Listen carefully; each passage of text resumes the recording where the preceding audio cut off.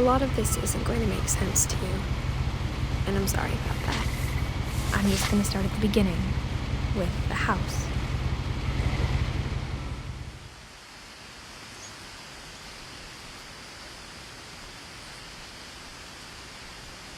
Someone had put up a chain-link fence, but it looked like I wasn't the first person to hop it.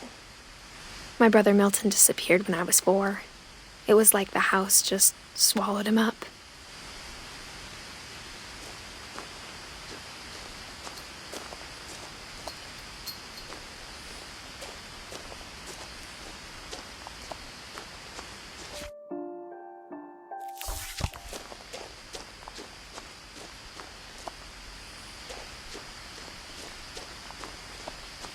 I lived here until I was 11, but I wasn't allowed inside half the rooms.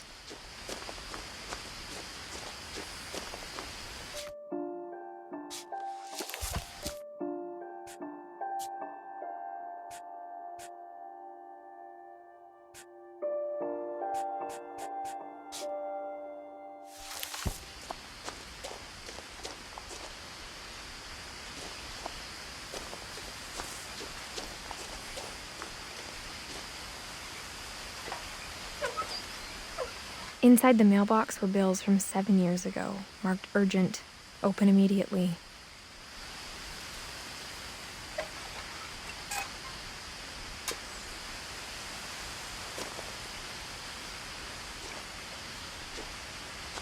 I hadn't been back since my brother Lewis's funeral.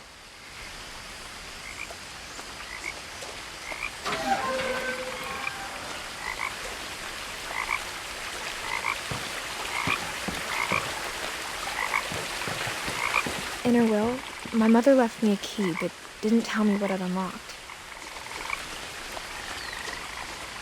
Maybe she thought I'd know, or she thought that the mystery would be enough to bring me back.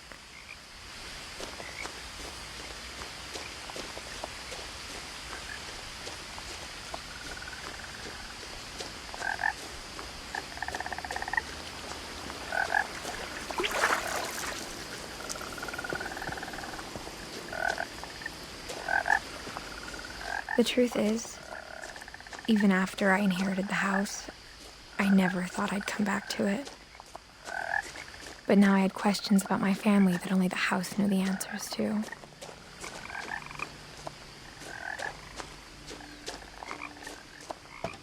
The woods around the house have always been uncomfortably silent, as if they're about to say something but never do.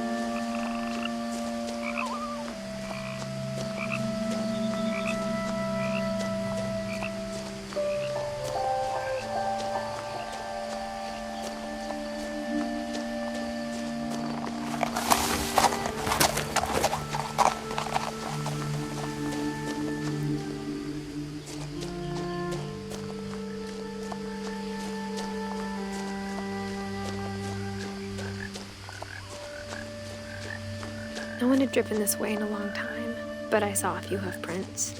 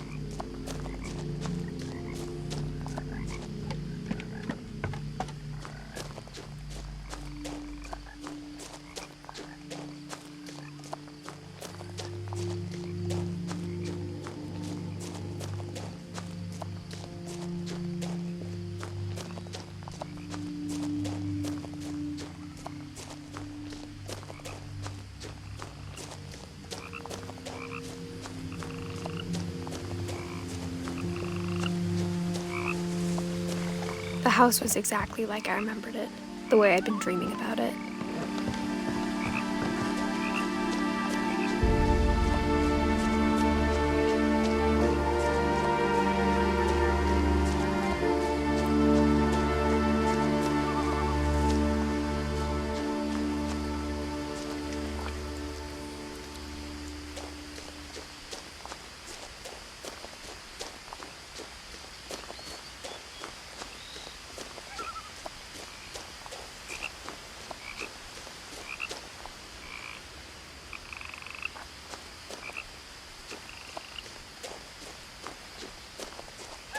As a child, the house made me uncomfortable in a way I couldn't put into words.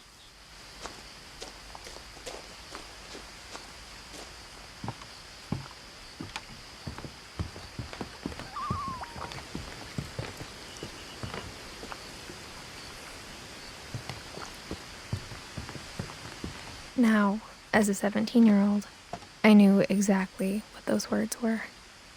I was afraid of the house.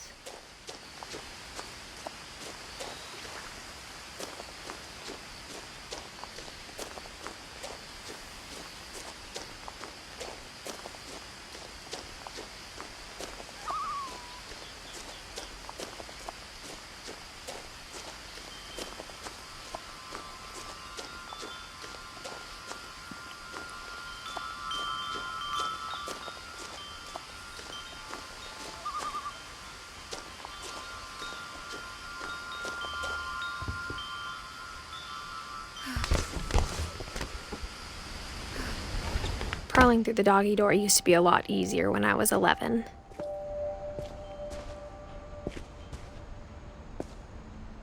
The power had been turned off the night we left.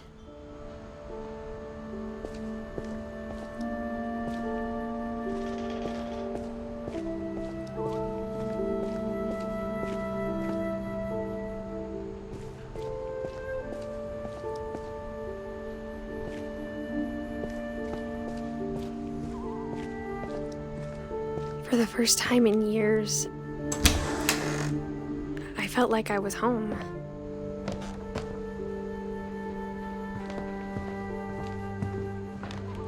But instead of a family, there were just memories of one.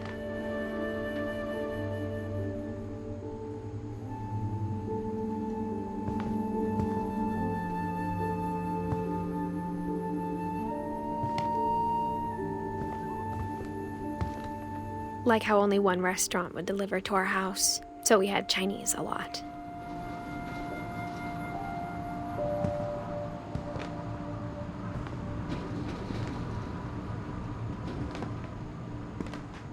Or how after Louis started working at the cannery, we all got sick of eating salmon.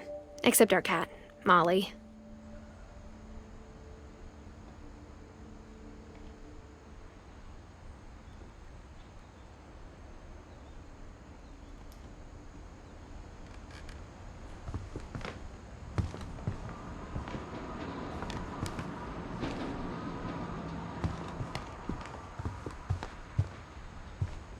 The table was still a wreck from the night we left.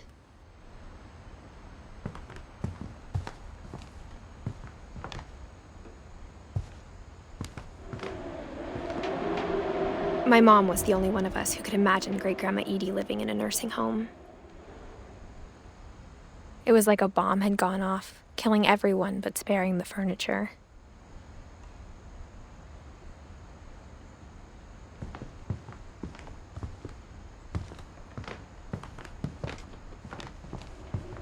Nothing in the house looked abnormal. There was just too much of it, like a smile with too many teeth.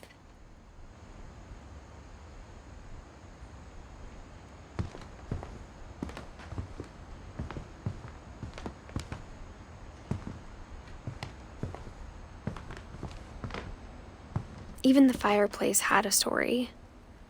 Edie told me the bricks came from the original house, after it sank.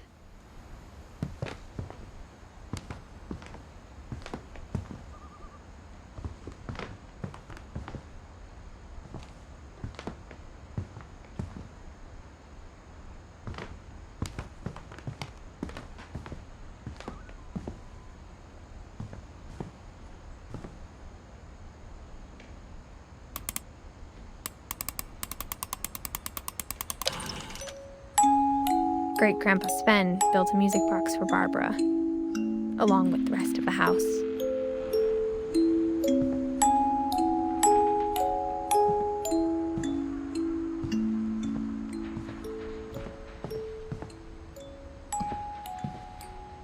A lot of things got left behind in the whirlwind of that last night.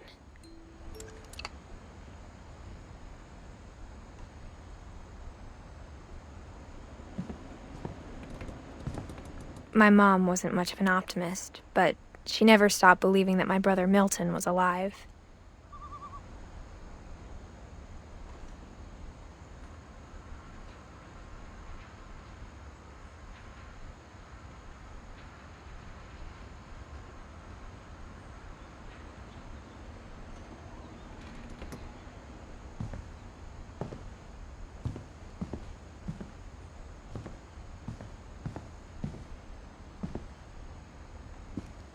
After Milton disappeared, Mom sealed up all the bedrooms. Then Edie retaliated and drilled peepholes.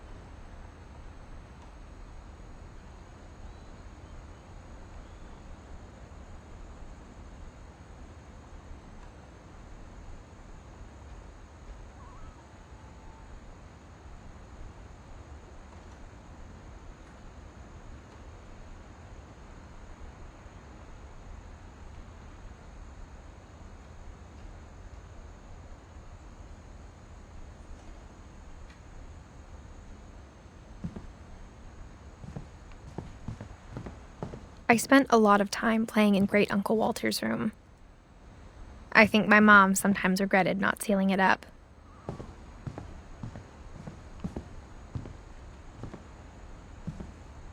Lewis told me there were secret passages, but I never believed him.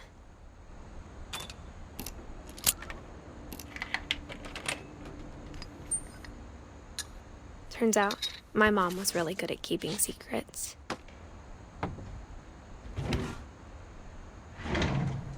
Now it was time to find out what my mom had been afraid of.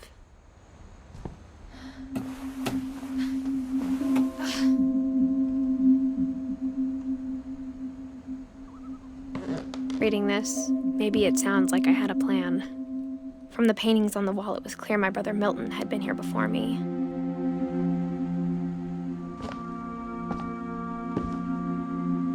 But I had no idea what was behind that door.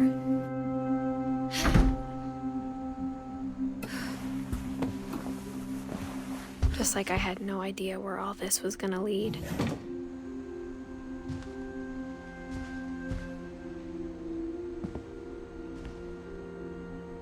I grew up looking at Molly's room through the peephole.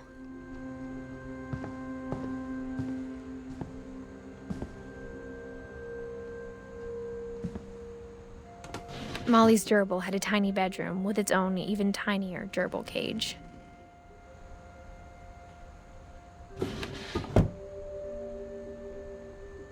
Being inside for the first time, I felt like I'd stepped behind a painting.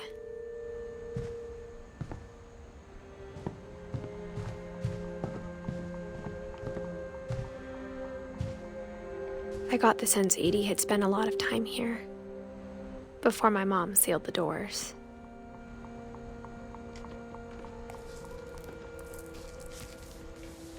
December 13th, 1947. Dear Diary, I'll be gone soon, but I wanted to tell somebody about what's gonna happen. It started when Mom sent me to bed without dinner. I woke up and I was starving, so I looked around for something to eat.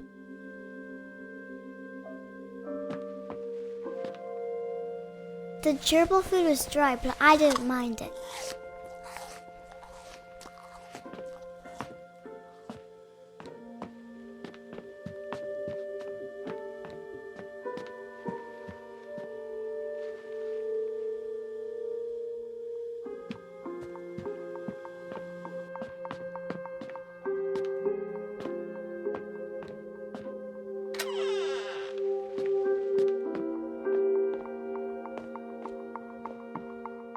I ate a lot of things that night.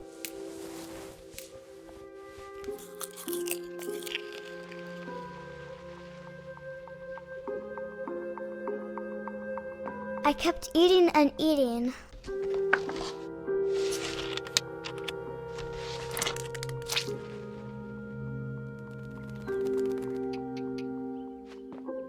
Then I heard chirping outside my window. It was a barn swallow going back to her nest. I reached out for her.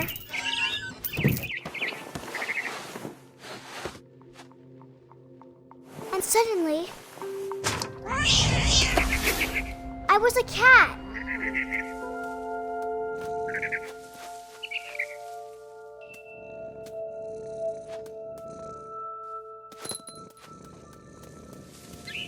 I tried to be quiet, but the bird was really scared.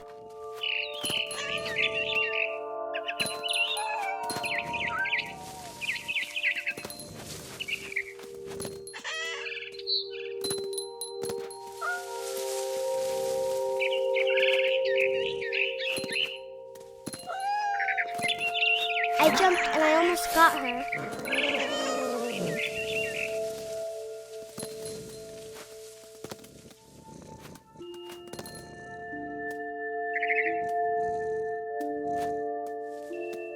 I could tell she was getting really tired.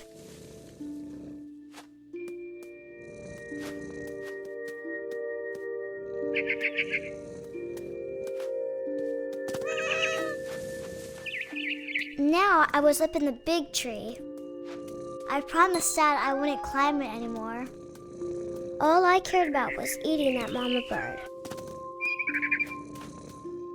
I gobbled her up. And suddenly, I was an owl. First, all I heard was the wind. Then I heard little teeth nibbling in the grass.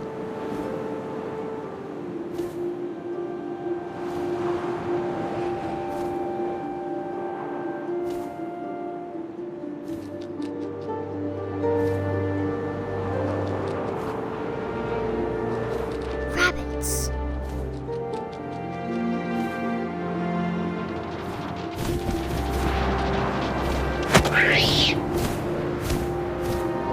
I imagined his face looking up and seeing mine through my talons.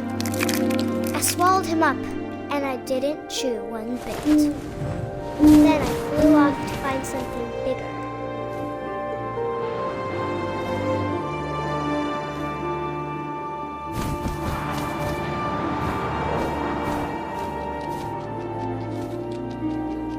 A mama rabbit.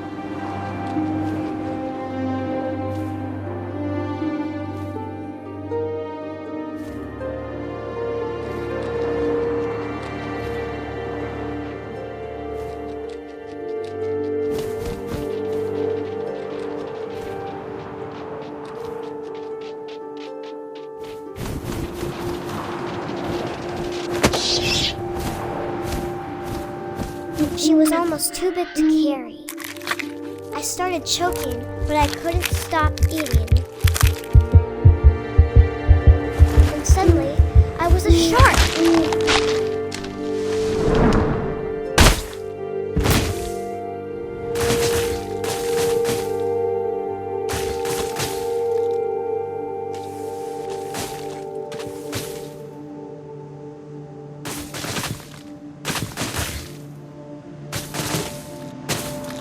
I rolled off a cliff and into the ocean. Now, I was hungrier than ever.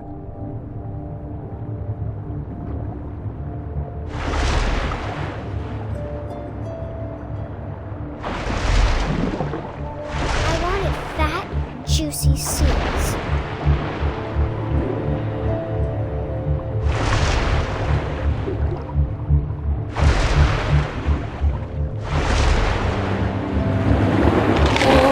I tore off her flipper, and it tasted really good.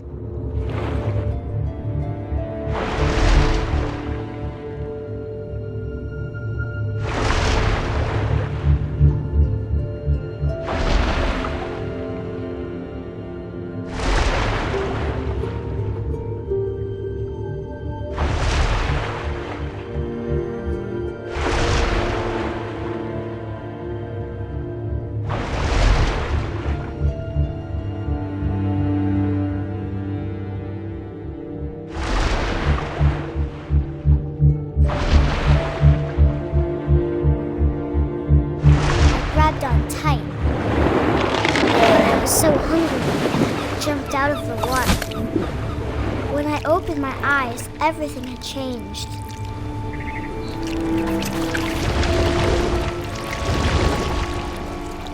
Now I was a monster, and I smelled people everywhere.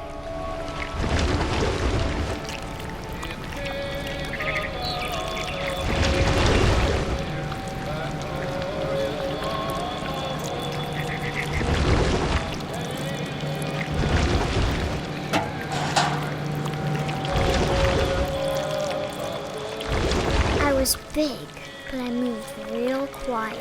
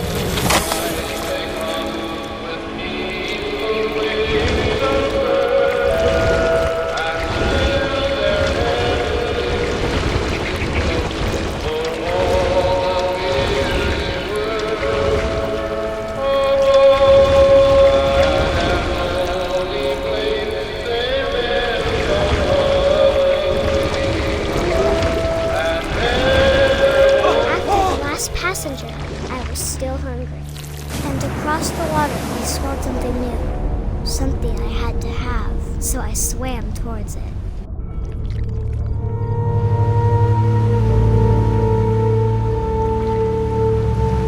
I slithered onto the sand, and the good smell went into an old pipe.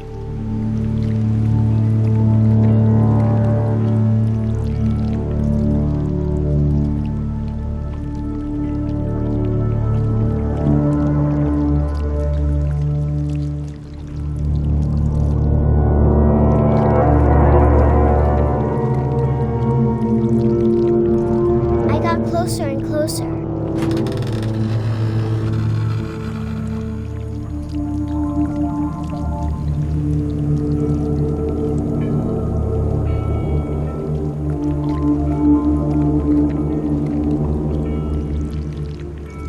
All of my stomach started growling. And suddenly, I was me again. I held my breath for a long time, but I couldn't hear anything. I think it's waiting for me to fall asleep. But it's not going to wait much longer. It needs to feed, and we both know I will be delicious.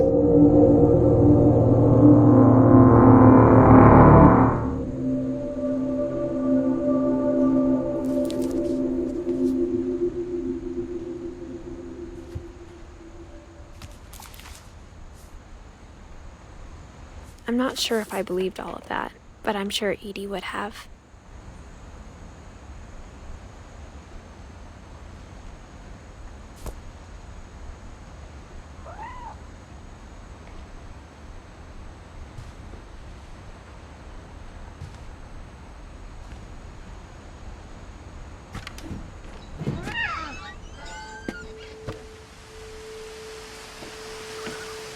This will be obvious later, but my mom never told me any of these stories. Edie would have, but Mom didn't like bringing up the past. Though, when we adopted a stray kitten, she was the one who named it Molly. I spent a lot of time in Great-Grandma Edie's room.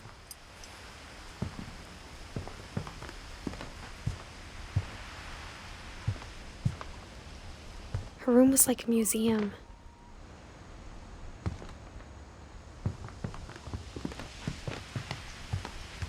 When Edie told people Sven was killed by a dragon, she could also have said he was building a dragon-shaped slide that collapsed. For 500 years, the Finches have been famous throughout Norway for their fortune and misfortune.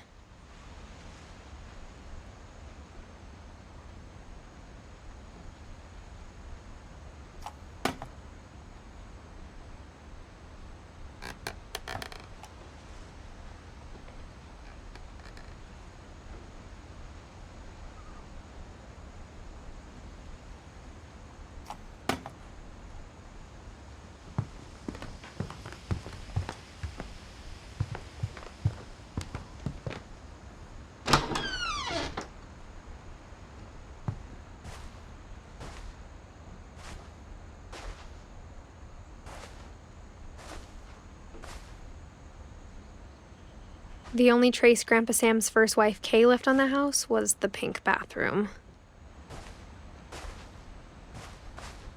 It was a pretty big trace.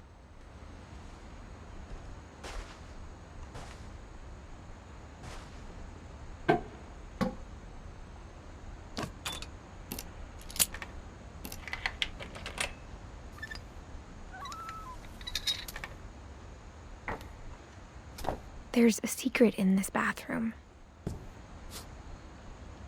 It's in the last place you would look.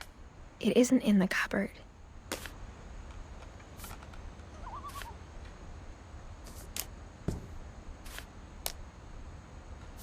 It's hidden in this book.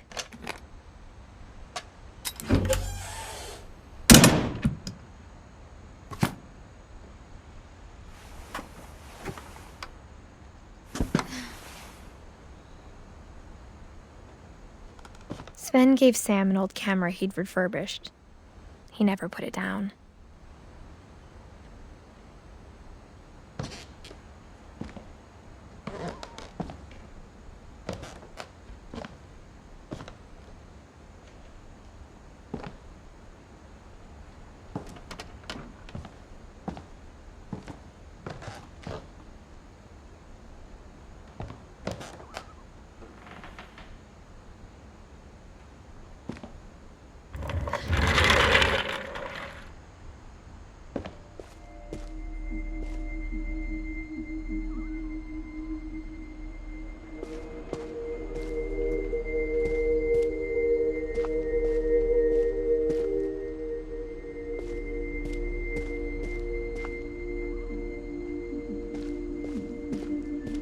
I knew Grandpa Sam had a twin,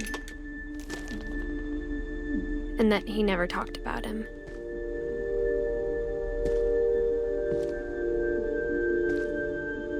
I guess my grandpa didn't like history any more than my mom did.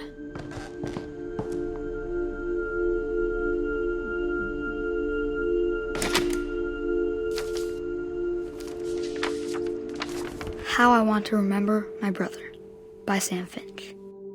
The thing I remember is that when he made up his mind, that was it.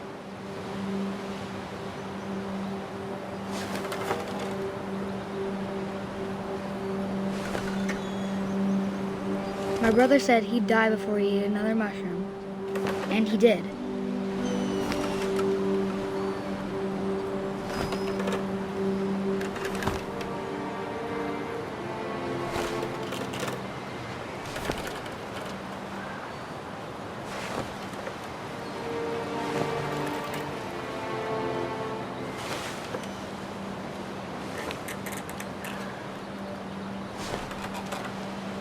At Barbara's funeral, we swore we'd never be afraid again, and he wasn't.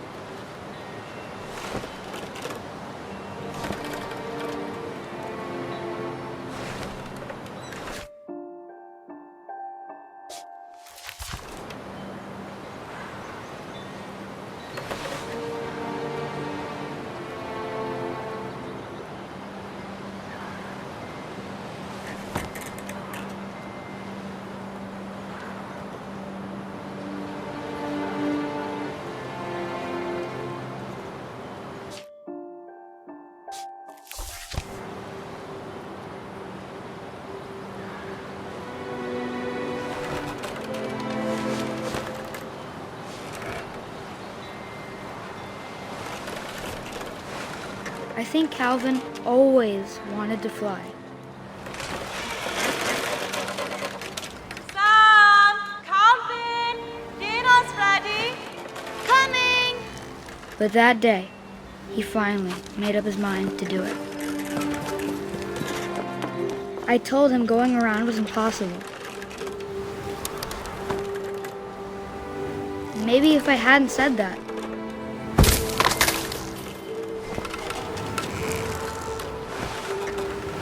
Calvin! I'm not gonna tell you again! maybe if the wind hadn't picked up,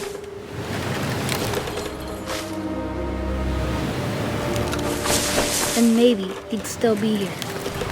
But I doubt it. I think he'd already made up his mind.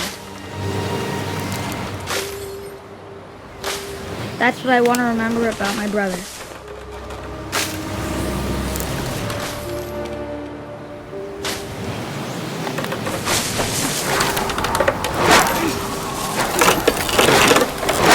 The day he made up his mind to fly.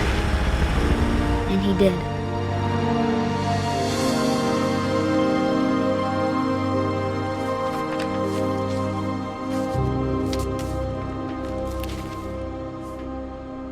Calvin's story felt strangely familiar. When I was younger, I remember trying to do the exact same thing.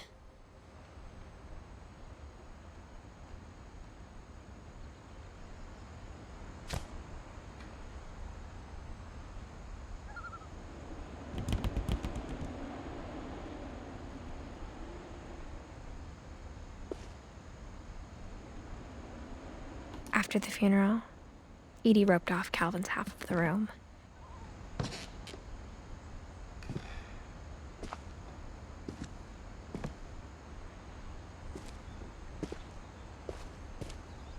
Mom said Grandpa Sam enlisted at 18 and never set foot in the room again.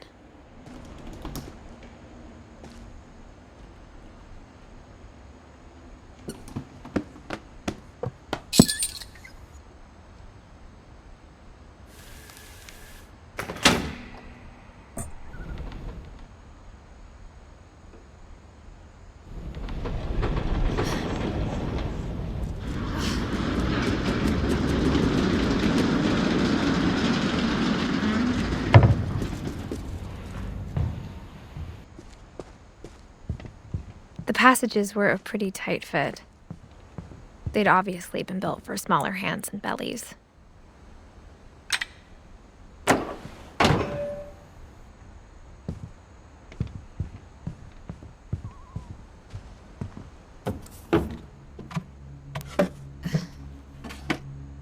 Growing up, I always thought of Barbara as a child star.